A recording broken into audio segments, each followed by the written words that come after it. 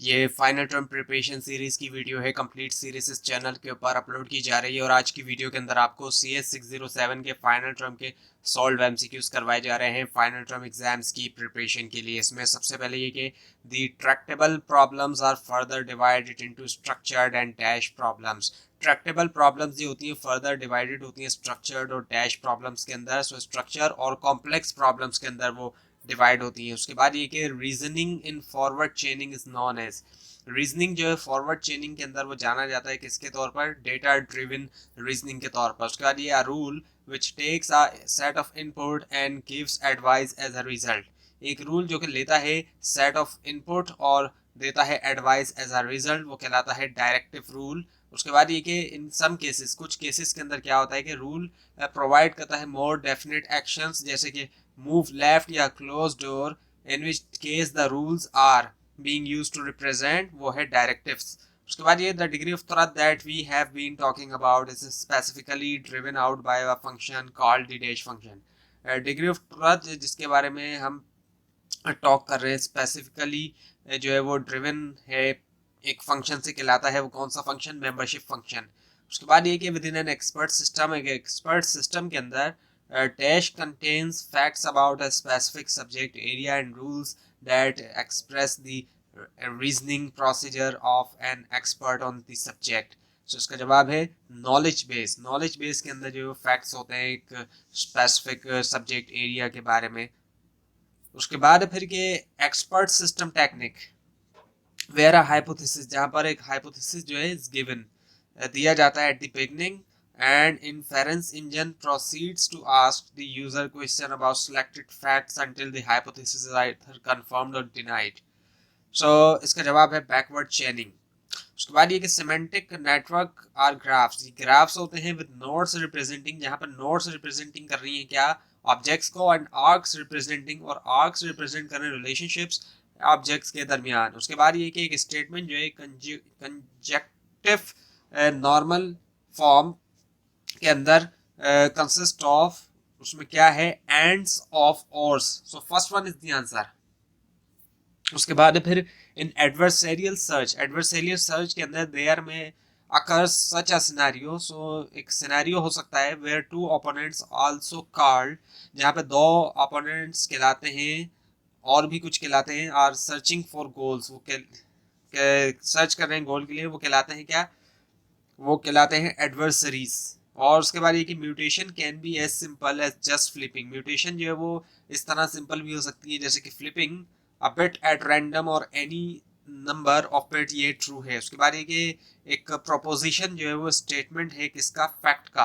उसके बाद ये decision trees gives us disjunctions of conjunctions, decision tree हमें देता है डिसजंक्शंस कंजंक्शंस का, that is they have form.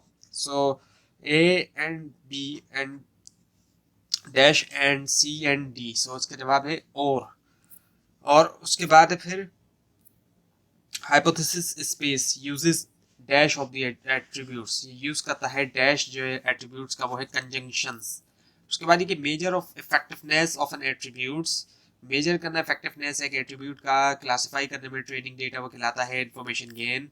उसके बाद ये कॉन्सेप्ट जो एक रिप्रेजेंटेशन होता है डैश का with respect to given attribute, वो होता है रिप्रेजेंटेशन प्रॉब्लम का। उसके बाद ये कि outputs of learning are determined by, output जो है लर्निंग का उसको डिटरमाइन किया जाता है किसके जरिए, एप्लीकेशन के जरिए। उसके बाद है फिर कैंडिडेट एलिमिनेशन एल्गोरिथम रिप्रेजेंट, वो रिप्रेजेंट करता है क्या, वर्जन स्पेस। उसके बाद है कि inductive learning takes example, inductive learning लेती है एग्जाम्पल और जनरलाइज करती है रादर देन के स्टार्टिंग करना डैश नॉलेज के साथ एग्जिस्टिंग नॉलेज के साथ। उसके बाद ये कि ब्रेन जो है वो कलेक्शन है of about 100 dash interconnected neurons, 100 billion interconnected neurons का। उसके बाद ये कि मशीन लर्निंग जो है एक प्री रिक्विजिट है मैच्योर प्रोग्राम के लिए आर्टिफिशियल इंटेलिजेंस का, ये ट्रू है। उसके बाद ये कि डैश लर्निंग जो है वर्क करती है एग्जिस्टिंग फैक्ट्स और नॉलेज के ऊपर और डिड्यूस करती है new knowledge from the old deductive से। सो डिटेक्टिव लर्निंग है एक्चुअली इसका जवाब।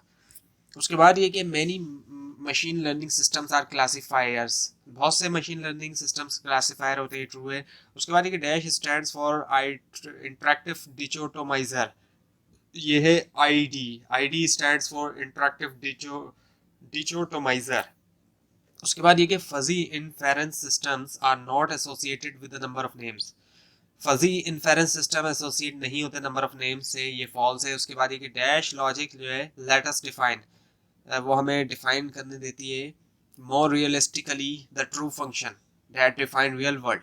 सो ये है fuzzy logic first one is the answer. उसके बाद ये कि सिंगल लेयर परसेप्ट्रॉन, एक सिंगल लेयर परसेप्ट्रॉन जो है वो परफॉर्म नहीं कर सकता पैटर्न क्लासिफिकेशन जो है लीनियरली सेपरेबल पैटर्न के ऊपर, ये फॉल्स है। उसके बाद ये कि एंट्रोपी जो है वो 1 है जब कलेक्शन के अंदर, कलेक्शन जो है वो उसके अंदर जो है वो नंबर हैं पॉजिटिव एग्जाम्पल्स के डैश टू और देन नेगेटिव एग्जाम्पल, सो ये है इक्वल।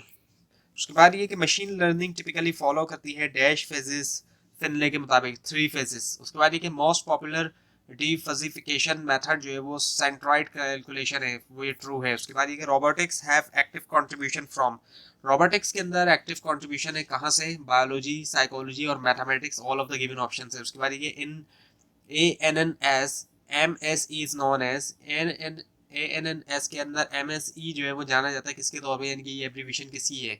उसके सो इसका जवाब है मीन स्क्वायर्ड एरर की। उसके बाद ये कि robotics have active contribution from, ये दोबारा रिपीट हुआ इन तमाम सब्जेक्ट से है। उसके बाद ये भी रिपीट हुआ है। अच्छा अब जो है क्या है कि डैश जो है वो प्रोसेस है जिसके जरिए फजी सेट्स जो है वो जो कि रिप्रेजेंट करता है आउटपुट जो है हर रूल का, वो कंबाइन होते हैं एक सिंगल फजी सेट में। सो ये एग्रीगेशन है, एग्रीगेशन होता है। उसके बाद ये कि देयर आर मल्टीपल पार्ट्स, अगर मल्टीपल पार्ट्स होते हैं to antecedent apply fuzzy logic dash and resolve the antecedent to a single number between 0 and 1, इसके जवाब है ऑपरेटर्स। उसके बाद कि यूजुअली एक डैश ग्राफ जो है वो चूज किया जाता है रिप्रेजेंट करने के लिए fuzzy logic, fuzzy set actually वो है ट्रायंगुलर। और उसके बाद ये रीजनिंग जो है फजी लॉजिक के अंदर just a number of generalizing, वो सिर्फ एक नंबर है जनरलाइज करने का, फैमिलियर डैश लॉजिक वो है बुलियन। उसके बाद ये इट वाज एरिस्टोटल, ये एरिस्टोटल थे who come up with the law of excluded middle, so जिन्होंने दिया law of excluded middle. So ये जो है ट्रू है। उसके बाद ये कि each neuron in the hidden layer is responsible for a different dash, हर न्यूरॉन जो है हिडन लेयर के अंदर रिस्पॉन्सिबल है डिफरेंट किसके लिए, लाइन के लिए। और उसके बाद ये डैश जो है वो प्रोसेस है फार्मुलेट करने का, mapping from a given input to an output using fuzzy logic, ये है FIS। उसके बाद ये फजी लॉजिक जो है वो सुपर सेट है कौन सी लॉजिक का, कन्वेंशनल लॉजिक का। और उसके बाद ये कि we can get optimal solution, हम हासिल कर सकते हैं optimal solution given some parameter using genetic algorithm, ये ट्रू है। और उसके बाद ये डैश रीजनिंग जो है इनमें से वो बेस करती है फॉर्मिंग, इंड्यूसिंग या फिर और जो जनरलाइजिंग करना from a limited set of observation, ये है इंडक्टिव। उसके बाद अब ये है कि डैश जो है वो प्रोसेस है ड्राइव करने का लॉजिकल कंक्लूजन गिवन फैक्ट्स है, ये है रीजनिंग। उसके बाद ये कि आइडेंटिफाई करें करेक्ट स्टेप जिसको यूज करते हुए स्टार्ट किया जाता है डिजाइन करना एक एक्सपर्ट सिस्टम, ये है फिजिबिलिटी स्टडी। उसके बाद ये कि antecedent is only partially true then the output fuzzy set is truncated according to the dash method, वो है इम्प्लीकेशन। उसके बाद ये कि choose the fields in which fuzzy inference systems have been successfully applied, इसके अलावा all of the given option answer है। उसके बाद ये कि फजी लॉजिक जो है वो एक्चुअली जो है सबसेट है कन्वेंशनल बुलियन लॉजिक का, ये ट्रू है। उसके बाद ये कि क्लासिक सेट जो है वो कंटेनर है विच होली इंक्लूड, जो होली तौर पे इंक्लूड है या फिर होली एक्सक्लूड है एनी गिवन एलिमेंट, ये ट्रू है। सो ये जो है ये थी आज की वीडियो। आपको इस बारे में कोई क्वेश्चन है, खासतौर पर इसमें कोई मिस्टेक दिखाई दे ज़रूर हाईलाइट कीजिए और इस पूरी सीरीज़ को देखने के लिए इस चैनल को सब्सक्राइब कीजिए, बेल आइकन के पर क्लिक कीजिए। Thanks for watching this video and best of luck for your exams.